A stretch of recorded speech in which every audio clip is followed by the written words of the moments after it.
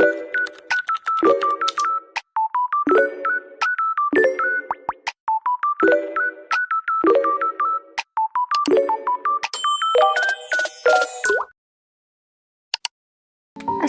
আলাইকুম।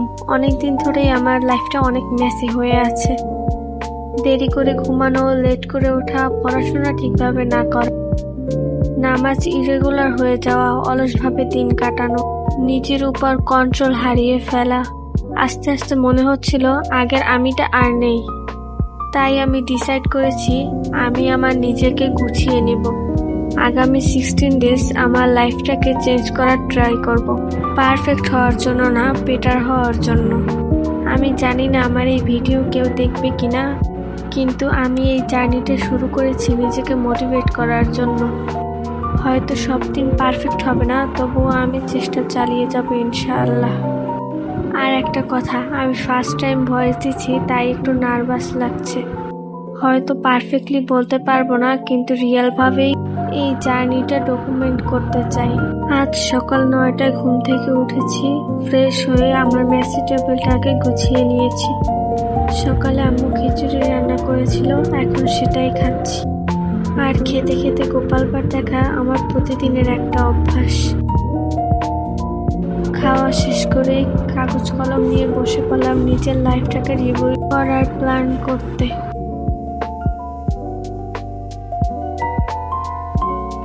আমি আমার রুটিনটাকে একটা মিনি বইয়ের মতো তৈরি করতে চাই।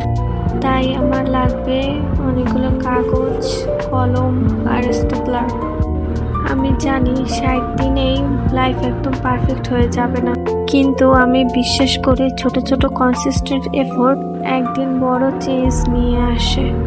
কাগজগুলোকে ভাঁজ করে আমি সমান করে স্টেপলার করে নিয়েছি। এই তো আমার মিনি বুক বানানো শেষ।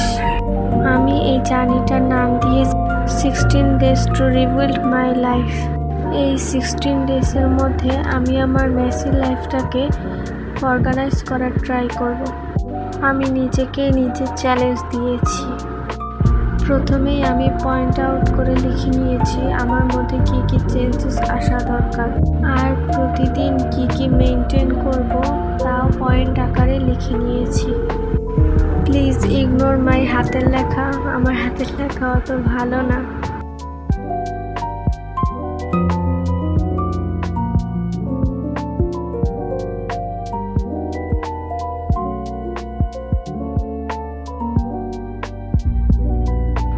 এখানে আমি ছোট একটা টু ডু লিস্ট বানিয়ে নিচ্ছি, যেখানে প্রতিদিন কাজ কমপ্লিট করতে পারলে টিক দিব, আর যদি না পারি তাহলে ক্রস দিব।